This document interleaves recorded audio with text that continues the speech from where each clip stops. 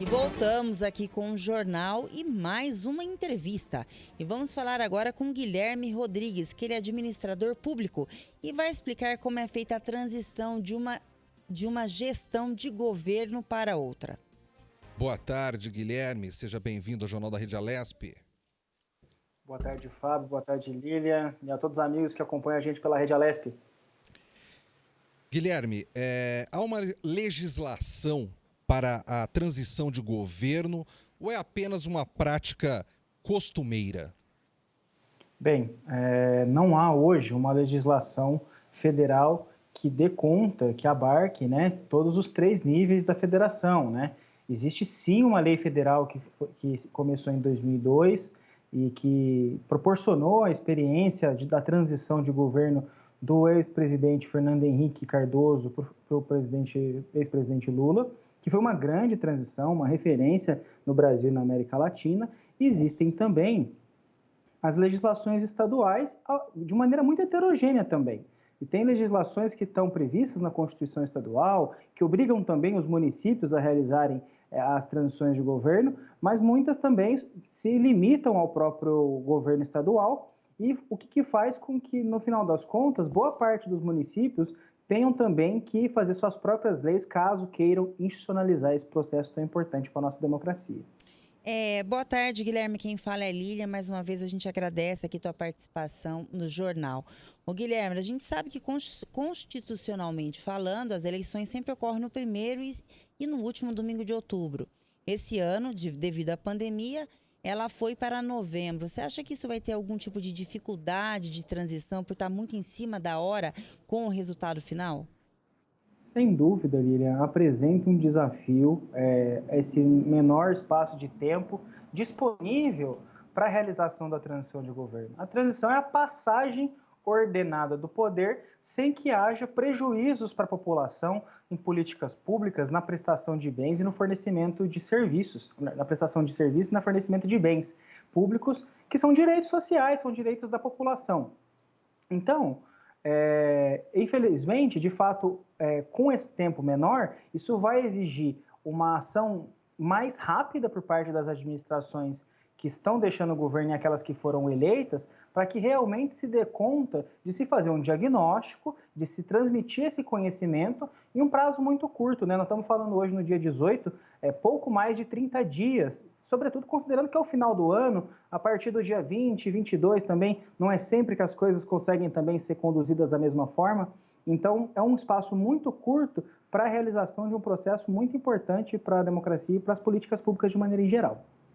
Guilherme, nós estamos aqui falando de transição e falando de âmbito nacional, né? Mas não tem como falar com você a respeito desse assunto sem tocar na eleição americana, onde o processo de transição no que é considerado a maior democracia do mundo está ameaçado, visto que o atual presidente contesta o resultado das eleições e por mais que o presidente eleito tenha uma equipe ali de transição organizada, se não houver da outra parte, né, dos que estão saindo, essa no mínimo delicadeza, né, de compartilhar as informações, o processo de transição está ameaçado. Esse tipo de coisa é incomum no mundo ou é mais comum que a gente pensa? Você que trabalha com esse tema já tinha visto algo parecido? Bem, infelizmente é muito comum, e no Brasil é muito comum também, essa questão que a gente chama da política da não transição ou até da política da terra arrasada, que é a forma de você conseguir ocultar dados, apagar dados, atrapalhar a nova gestão a assumir e realmente implementar esse plano de governo que foi aprovado nas urnas. Vou fazer um comentário breve sobre a minha avaliação do que está acontecendo nos Estados Unidos. Os Estados Unidos tem uma grande tradição na realização de boas transições de governo em nível federal. Entretanto, na minha avaliação, Fábio, é que esse caso não é necessariamente um problema em relação à lei de transição lá, o Transition Act.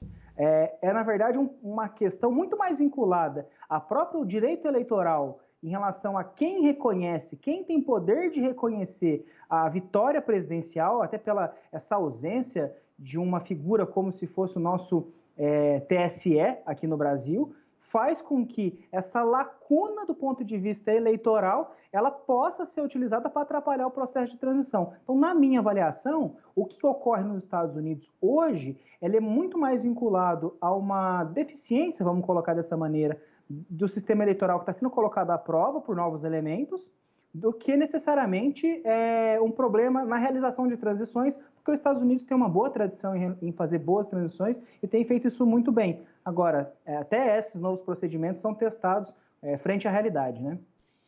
E Guilherme, e aqui no Brasil, com essa transição que vai ter que ser muito rápida, você acredita que algum estado vai ter algum tipo de problema ou não? Bem, as eleições municipais, elas são 5.570 municípios, né? Então, cada lugar tem especificidades muito peculiares, né? Agora, as transições de governo, o fato o tempo ser curto, ele não quer dizer que ele é insuficiente para a realização de uma transição com sucesso, com êxito. Então, por parte da administração, o ideal era que já tivesse sido feito o levantamento dos relatórios, das informações e de um diagnóstico da prefeitura. Caso não tenha sido feito, dá para fazer também. Isso, hoje em dia, há uma abundância de sistemas informatizados e a própria burocracia já gera muita informação. E por parte do governo que entrou, é necessário, desde segunda-feira, né, já preparar o time para realmente fazer essa transição. Conversar com a administração, buscar nomear uma comissão de transição de governo para fazer um cronograma de trabalho. E porque as comissões, elas podem ter... Nós não temos uma tradição no Brasil de realizações de transição, sobretudo no nível municipal. Até por isso, querendo ou não, em 2000 nós fizemos a lei de responsabilidade fiscal, nós temos a lei de acesso à informação, porque elas permitem com que nesse momento nós tenhamos algumas salvaguardas para as próximas gestões. Então, a minha avaliação é que, mesmo tendo um curto prazo, hoje o governo eleito e, de maneira geral, a sociedade tem, mesmo não havendo uma lei de transição específica naquela cidade, existem hoje o regramento jurídico no Brasil, permite com que se faça uma troca de informações, que se faça essa passagem do poder de maneira organizada. Agora, a transição de governo não é só isso, é de fato deixar a eleição, passou a eleição agora, acabou esse assunto, agora vamos falar da gestão do município, vamos falar dos problemas reais do município, não é aquele município do período eleitoral, que ou ele é lindo ou ele é horroroso. É o município que nós temos. Aqui em São Paulo nós temos 645 cidades que têm enormes desafios frente à crise do coronavírus.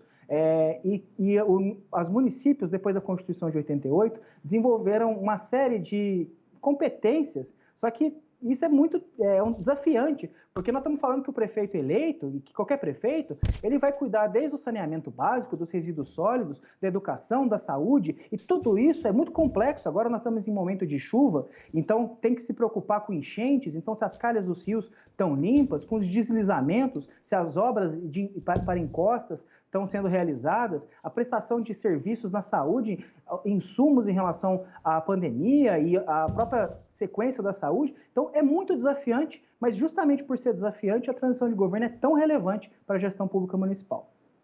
Ô Guilherme, a tecnologia tem ajudado na transição quando se trata de ter dados da gestão anterior? E, ao mesmo tempo, quero emendar com uma outra pergunta. A plataforma Municípios em Rede, do que se trata essa plataforma? Bem, a tecnologia ajuda bastante, e aí ela vai servir tanto para a primeira pergunta quanto para a segunda, porque, de fato, mesmo, por exemplo, num momento de pandemia, os dados podem ser repassados, as informações já são compiladas em sistemas de informação. Então, se a gente for pegar isso há 10, 20 anos atrás, era muito mais escasso a existência desses sistemas, então tudo era no papel, tudo tinha que ser xerocado, aí tem um protocolo.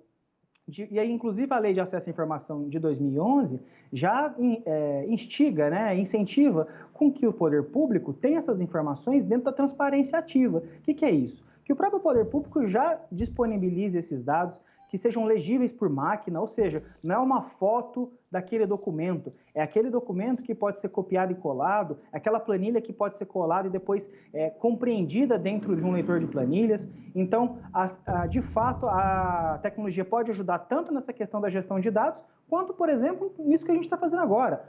Não tem necessariamente que a comissão de transição se reunir presencialmente. Óbvio que é desejado, com todas as medidas de segurança. Agora, boa parte dos processos podem ser tocados como a gente está conversando agora. E bem, a plataforma Municípios em Rede é uma iniciativa da Secretaria de Estado de Desenvolvimento Regional que está fazendo um trabalho também muito importante com os municípios e também vai estar lançando um curso sobre transição de governo municipal, que, se eu não me engano, começa agora no dia 30, dia 30, e para todos aqueles que são do público-alvo dentro do curso e que têm interesse em conhecer mais sobre transições de governo, eu recomendo fortemente, tenho certeza que tem muito a contribuir para as transições do governo nos municípios paulistas. Guilherme Rodrigues, ele é administrador público e falou um pouco sobre como é feita a transição e uma gestão de governo para outra. A gente agradece a sua entrevista. Guilherme, tenha uma boa tarde. Muito boa tarde, muito obrigado a todos e boa semana. Boa tarde, boa semana.